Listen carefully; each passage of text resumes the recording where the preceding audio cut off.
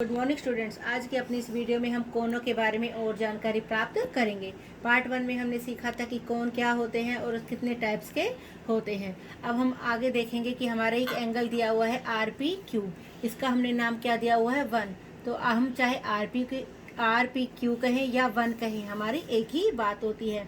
ऐसे ही ABC कहें या हम एंगल A कहें, हमारी एक ही बात है। हम इसको खाली A से भी डिनोट कर सकते हैं या ABC पूरे से भी डिनोट कर सकते हैं। अब हमारा आता है इंटीरियर और एक्सटीरियर किसका, कोन का, यानी कोन का अंदर का क्षेत्र और बाहर का क्षेत्र क्या है। ये हमारा एक कोन दिया हुआ है AOB। इस AOB की अगर हम इन दोनों पॉइंट्स को आपस में मिला दें या A वापस B बिंदु तक पहुंच जाए तो इसके अंदर हमारा जितना भी पॉइंट्स होते हैं वो सारे क्या होते हैं, कोन के अभ्यंतर में। और जितने भी पॉइंट्स इस सीमा से बाहर होते हैं वो सारे क्या होते हैं, हमारे एक्सटीरियर यानी बाहर, चाहे यहाँ पर हो, यहाँ या यहाँ कहीं भी हो। एक आता है हमारा एंगुलर रीजन, कोणीय क्षेत्र। कोणीय क्षेत्र क्या होता है, इस एंगल्स पर और इसके अभ्यंतर में जितने भी बिंदु होते हैं वो सारे के सारे एंगुलर रीजन में कहलाते हैं।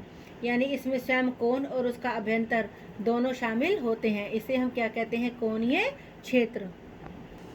एक एग्जाम्पल के द्वारा हम इंटीरियर, एक्सटीरियर, एंगुलर रीजन इन तीनों को समझते हैं। हमारे एक एंगल दिया हुआ है LMN। LMN के इंटीरियर यानी अंदर कौन कौन से बिंदु हमारे आते हैं, Y, B और C। ये हमारे तीनों बिंदु कहाँ आते हैं, इंटीरियर में यानी अभ्यंतर में। और हमारा A, X और P ये तीन बिंदु हमारे कहाँ थे, एक्सटीरियर यानी बाह्य क्षेत्र में।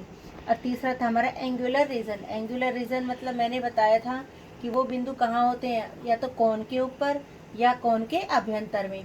तो एंगुलर रीजन में हमारे कौन कौन से बिंदु हो गए, L, M, N, Y, B, C। ये सारे बिंदु हमारे किस में आते हैं, एंगुलर रीजन में, L, M, N, Y, B, C।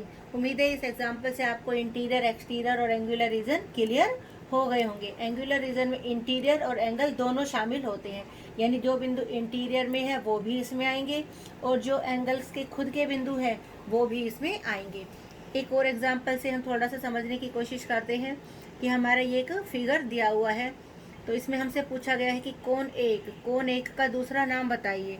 कोण एक का हम दूसरा नाम क्या लिख सकते हैं, A, B और G। एक हमारा किन दो रेखाखंडों से मिलकर बना है, AB और BG से।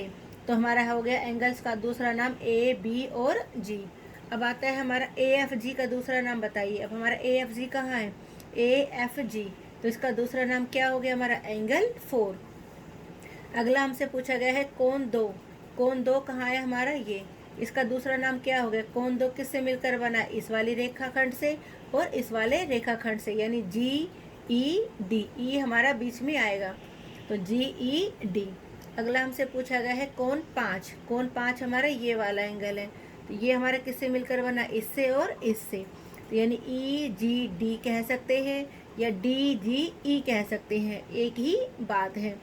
अगला आता है हमारा BZD। अब BZD कहाँ है हमारा, ये रहा B, ये है G, ये है D, यानी BGD का दूसरा नाम हमारा क्या है, एंगल 3।